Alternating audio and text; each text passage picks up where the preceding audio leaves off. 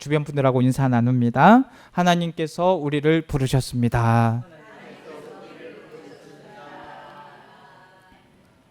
하나님을 예배하는 우리 모두는 하나님께서 우리를 부르셨기 때문에 이 자리에 있는 줄로 믿습니다. 우리에게 무슨 공로가 있어서 하나님께서 우리를 부르신 게 아닙니다. 예수 그리스도의 십자가 사랑으로 아무 공로가 없이 죄사함을 받아 우리는 하나님의 자녀가 되었습니다. 오늘 본문은 사도 바울이 에베소를 비롯한 여러 아시아 교회에 보낸 편지 중에 한 부분입니다. 바울은 흩어져 있는 성도들을 향해서 이렇게 말하죠. 1절 말씀 보면 너희가 부르심을 받은 일에 합당하게 행하여 라고 말씀을 합니다. 이 말씀을 가지고 하나님께서 주시는 말씀을 묵상하겠습니다. 우리는 하나님의 부르심을 받은 자입니다. 요한복음 15장 16절의 말씀을 보시면 너희가 나를 택한 것이 아니라 내가 너희를 택하였다고 분명하게 말씀해 주고 있습니다. 우리가 하나님을 먼저 찾은 것이 아니라 하나님께서 먼저 우리를 찾으시고 불러주신 것입니다. 이 부르심은 신학적으로도 아주 의미가 있습니다. 교리에서 우리의 구원 과정을 설명할 때 가장 먼저 등장하는 단어가 이 바로 부르심입니다. 다시 말씀드리면 구원은 하나님의 부르심으로부터 시작이 된다는 것이죠. 내가 하나님 앞에 나온 것이 아니라 하나님께서 우리를 부르셔서 우리가 그분 앞에 나오게 된 것입니다. 이것을 영어로 하면 콜링이라고 하고 신학적 용어로는 소명이라고 말합니다. 우리 중 누구도 스스로 자원해서 하나님 앞에 나오지 않았습니다. 하나님께서 한 사람 한 사람을 우리 옥산교회에 부르신 것입니다.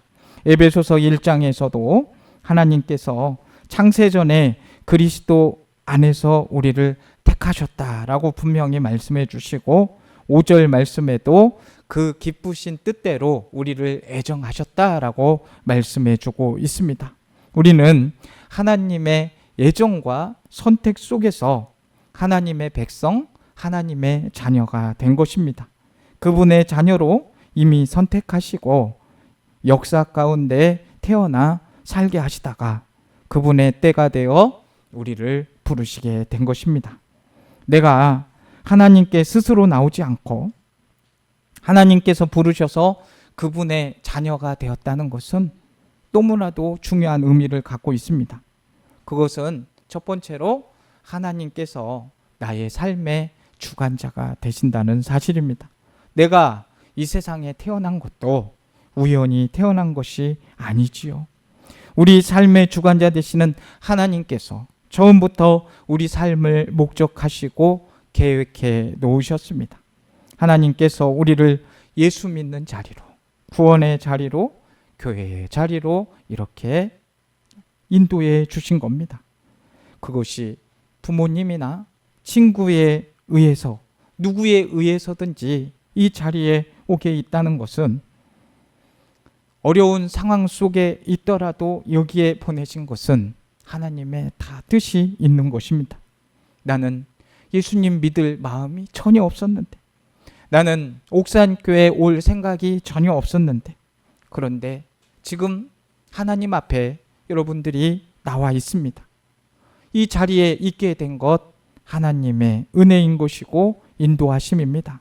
그러니 우리는 이 옥산교회에서 신앙 생활을 기쁘게 감사함으로 해야 할 줄로 압니다. 하나님이 부르신 이 자리에서 하나님이 예비하신 복이 분명히 있습니다. 그 복을 누리면서 살아가기를 간절히 원합니다. 하나님께서 우리를 부르셨다는 것은 이 세상이 죄악된 세상임을 전제로 하시고 우리를 부르신 것입니다. 이 세상이 거룩하고 하나님 보시기에 좋았다고 한다면 세상에서 굳이 우리를 뭐하러 이 옥산교회에 부르셨겠습니까? 그럴 필요가 없으셨겠죠. 그러나 세상은 죄악으로 부패하고 썩었습니다. 그 썩어 있는 세상에서 우리를 불러내신 것입니다. 이것은 마치 소돔과 고모라 성이 죄악으로 말미암아 하나님의 심판을 자초할 때 롯을 불러내어서 생명을 지켜주신 것과 같습니다. 하나님께서는 우리를 죄악된 세상에서 불러내어 거룩한 백성 삼으시기를 원하고 계십니다. 베드로전서 1장 15절에 오직 너희를 부르신 거룩한 이처럼 너희도 모든 행실에 거룩한 자가 되라라고 말씀하고 있습니다. 데살로니가전서 4장 7절의 말씀에는 하나님이 우리를 부르심은 부정하게 하심이 아니요 거룩하게 하심이니라고 말씀하고 있습니다. 이렇게 죄악 세상에서 불러내신 사람들을 교회라고 부르는 겁니다. 옥산교회는 건물이 아니라 이 한 사람 한 사람이 바로 교회인 것입니다. 교회를 의미하는 신약 성경의 용어는 원어로 에클라시아인데 그 의미를 불러내다라는 뜻을 가지고 있습니다. 이는 교회가 하나님께서 그리스도와 성령을 통해서 세상으로부터 불러낸 사람들임을 말합니다. 하나님의 부르심으로 지금 구원의 자리에 있음을 믿으십니까? 또한 우리가 옥산교회로 부르심을 받았음을 믿으십니까? 종교개혁자 칼빈은 교회를 성도의 어머니다라고 말했습니다.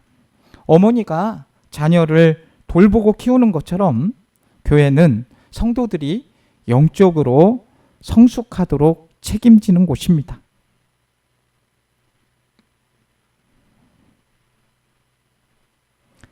그러니 이 교회는 성도들이 영적으로 성숙하지 않게 되면 그 모든 책임이 누구에게 있겠습니까?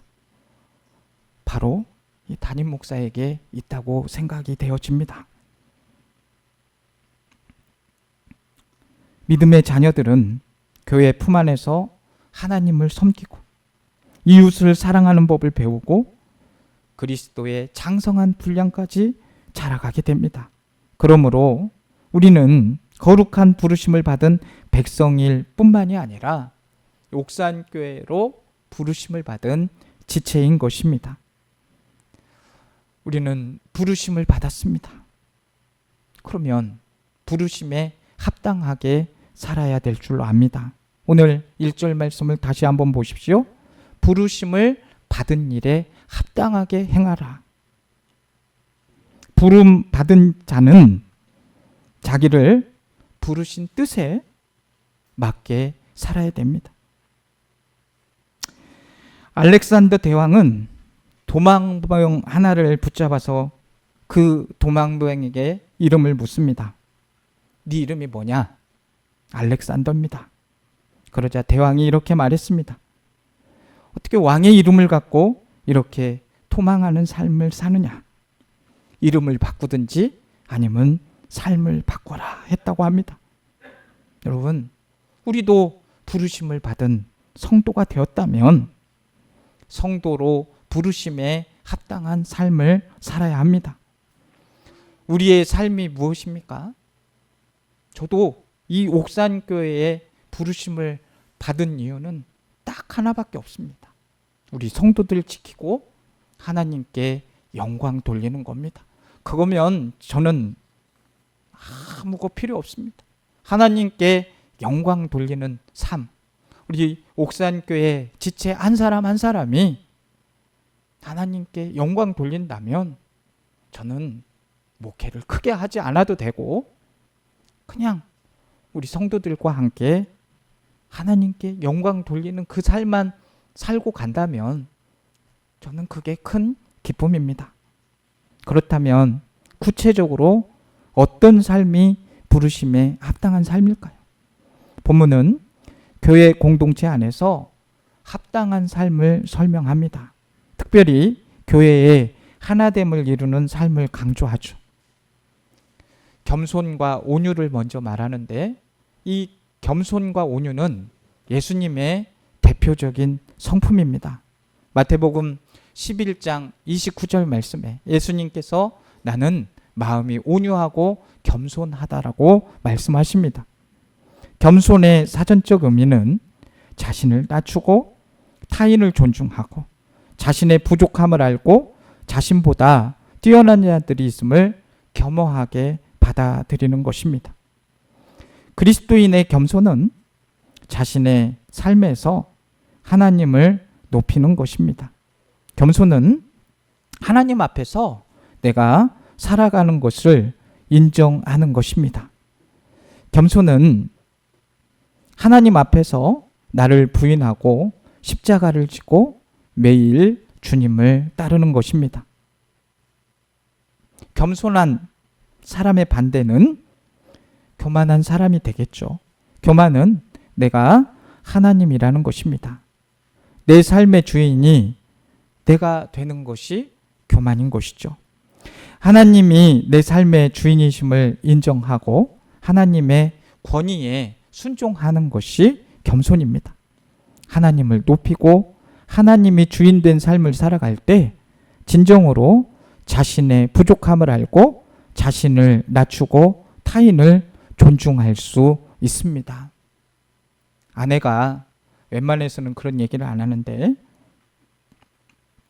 오늘 주방에서 실수를 좀 한 것 같습니다. 불을 잘 못 켰나 봐요. 그랬더니 우리 김윤희 권사님께서 사모님 똑똑한 줄 알았는데 진짜 그런 실수를 한다면서 계속 웃더라는 겁니다. 그런데 아내의 반응이 더 재밌습니다. 내가 이렇게 실수하는 걸 저렇게 좋아하시다니 하면서 하더라고요. 그러면서 나도 이렇게 큰 실수를 할 수 있구나, 그런 이야기를 합니다. 여러분, 자신을 낮추고 타인을 존중할 수 있어야 합니다. 성도 여러분, 진정한 겸손의 마음을 가지시기를 축복합니다. 이 성경에서 말하는 온유한 사람은 막 성격이 부드럽고 착한 사람을 말하는 게 아니에요.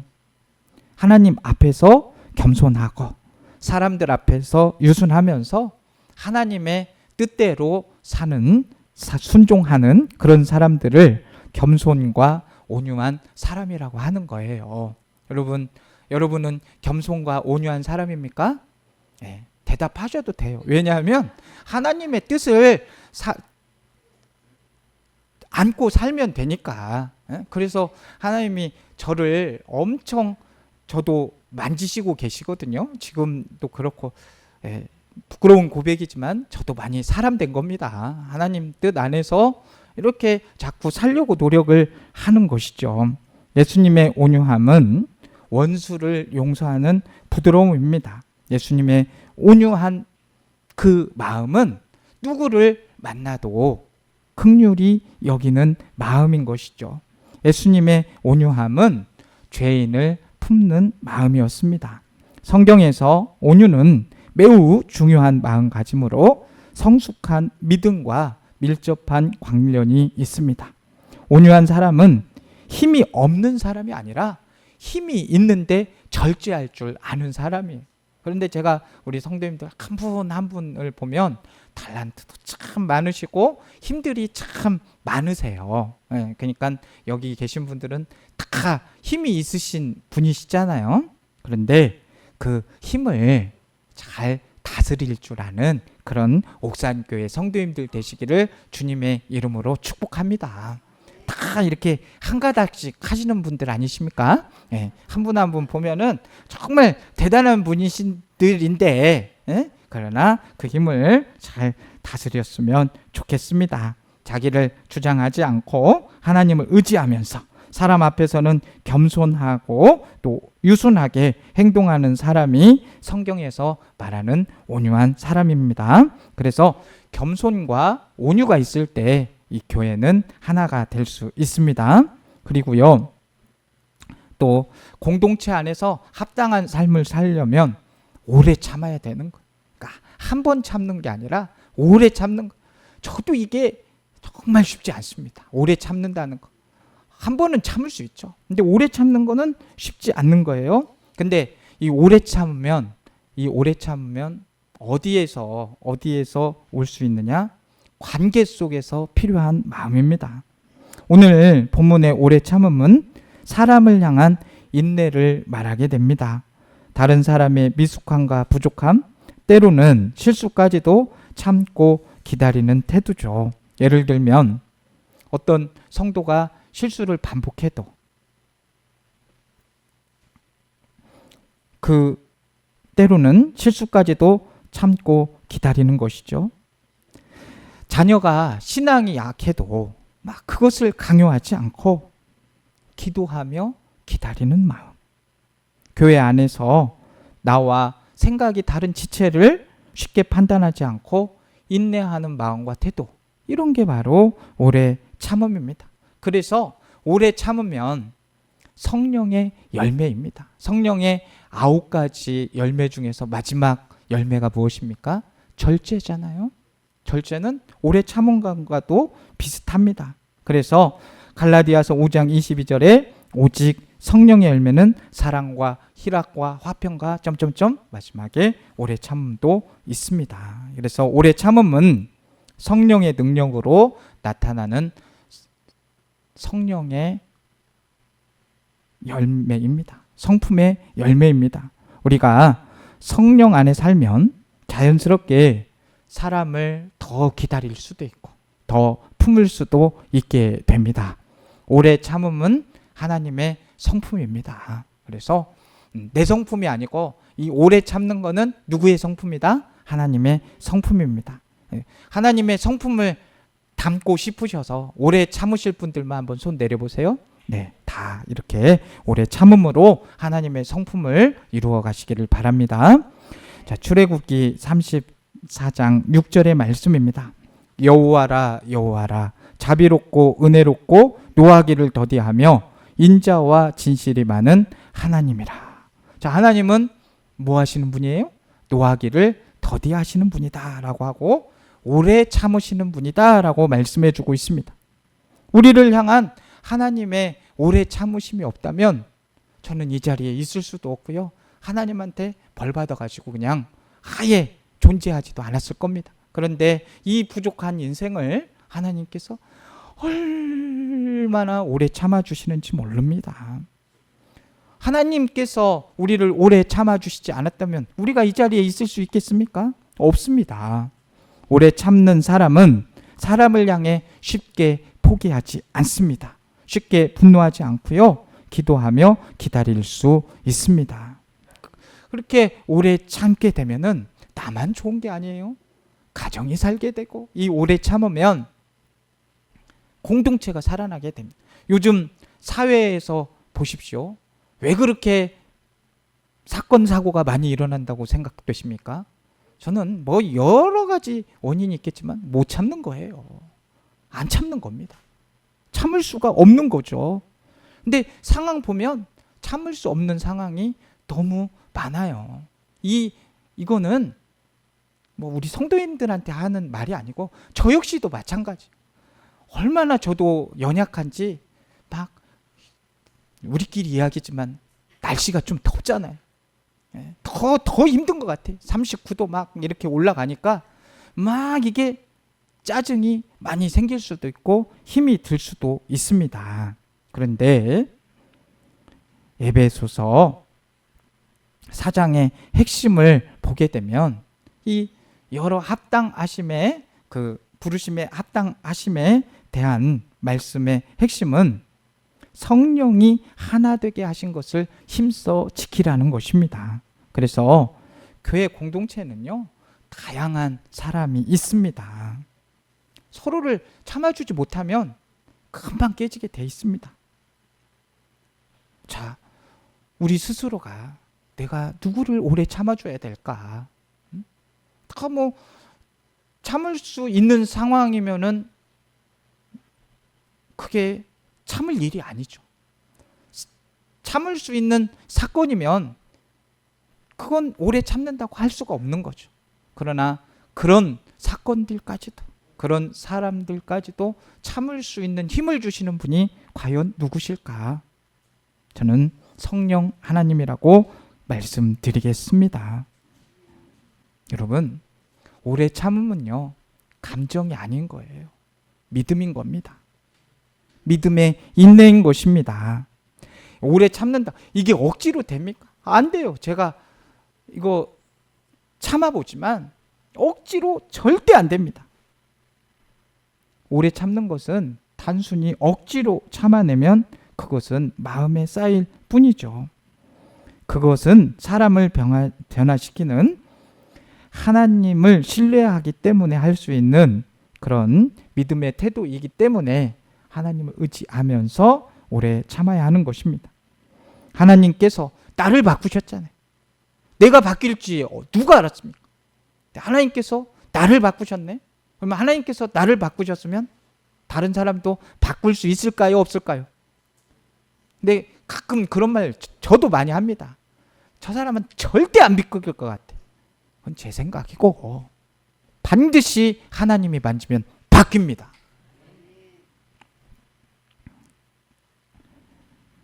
지금은 미숙하지만 하나님께서 이끌어 저도 미숙했지만 앞으로도 미숙하지만 자꾸 하나님께서 이끄시면 성숙해지는 거예요. 잘하는 거예요.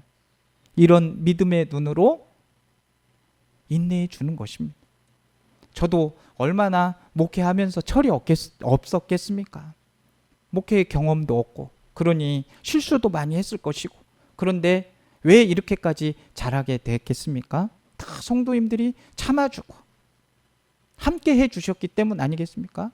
제가 옥산교회에 와서도 이렇게 지금 하나님의 일들을 하고 있지만 다 압니다. 저도 부족한 거 많이 있고 여러 가지 상황들이 있지만 지금 다 참아주셔가지고 많이 협조해 주시니까 이 옥산교회가 하나님께서 이끌어가는 거 아니겠습니까? 제가 부족함이 없어서 그러겠습니까? 부족함으로 치자면 남 못지 않죠, 제가. 그렇지만 이렇게 참아주셔서 하나님께서 이끌어가 주시는 것입니다. 지속적인 인내, 오래 참음이 있어야 반드시 열매가 맺힐 줄로 믿습니다. 오래 참아야 됩니다. 사랑하는 옥산교회 성도 여러분, 하나님 마음에 합한 교회가 되기 위해서 우리는 부르심에 합당한 삶을 살아야 됩니다. 하나님이 부르신 옥산교회에서 겸손과 온유로 사랑으로 서로 용납하면서 끝까지 오래 참는 믿음의 길 걸어가시는 저와 우리 성도님들 되기를 바랍니다. 그리고 모든 겸손과 오늘 말씀에서 온유로 하고 오래 참음으로 사랑 가운데 서로 용납하고 라고 말씀하고 있습니다. 여기서 용납한다는 말은 원어인 헬라어로는 아네코라는 말을 쓰게 되는데 이 용납한다는 견디다, 참아주다, 받아들이다 이런 뜻을 가지고 있습니다. 그러니까 상대의 연약함이나 단점, 차이, 실수 등을 사랑으로 감싸 안아주는 것이죠. 교회 안에는 성격, 말투, 생활 방식이 서로 다른 사람들이 다 모여 있습니다. 그래서 막 이렇게 성격이 좀 튀다 보면 저 사람 왜 저래? 거스릴 수 있지만 사랑 안에서는 그것을 다름으로 인정합니다. 부부도 서로 만나서 참 다른 게 많잖아요. 틀렸다고 하기 시작하면은 그때부터 싸움이 시작되는 것이죠. 예를 들면 이런 것입니다. 나는 조용한데 저 사람은 말이 많아요. 그럼 어떻게 생각하면 좋겠어요? 말이 많아도 그걸 하나님이 쓰실 수 있다. 나는 막 빨라 모든 게. 근데 저 사람은 좀 느려. 빠르고 느린 것은 다른 것이지 틀리지 않다. 이렇게 생각하는 것입니다. 교회 안에서는 서로 실수도 하고 상처 주는 말도 나올 수 있습니다. 그럴 때 사랑으로 덮어주고 용서하는 마음이 용납인 것입니다. 베드로전서 4장 8절에는 이런 말씀이 있어요. 무엇보다도 열심히 서로 사랑할지니 사랑은 허다한 죄를 덮느니라. 어떤 사람의 행동이 못마땅해도 즉시 판단, 비판하지 않고 혹시 힘든 일이 있었니? 사정이 있었겠지라고 하면서 이해하려는 태도를 갖는 것이 용납인 것입니다. 비판은 분열을 낳지만 용납은 화평을 이룹니다. 나와 수준이 다르더라도 기다려주는 것입니다. 믿음의 수준, 말씀 위에 기도 생활 등에서 미숙한 사람을 기다려주는 것이 용납 아니겠습니까? 로마서 15장 1절 말씀에 믿음이 강한 우리는 마땅히 믿음이 약한 자의 약점을 담당하고 자기를 기쁘게 하지 아니할 것이라. 자, 용납은 죄나 잘못을 그냥 무조건 넘어가 준다 이런 뜻이 아닙니다.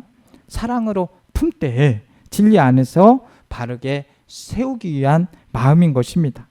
그래서 상대의 연약함을 감싸면서 기도하고 말씀 안에서 권면하는 그런 균형 잡힌 태도입니다. 자, 오늘 말씀을 좀 잘 우리가 한번 생각해 봤으면 좋겠습니다. 내가 오래 참아야 되는 사람은 누가 있는가? 나는 다른 사람의 다름을 사랑으로 품고 있는가? 한번 생각해 보시고, 누군가의 연약함을 보고 속으로 기도하고 있는가? 아니면 비난을 하고 있는가? 누군가 나를 용납해 주었던 순간을 기억하는가? 초대교회는요, 당시 사회적으로 무시당하던 노예와 여인을 사랑으로 품고 받아들였습니다.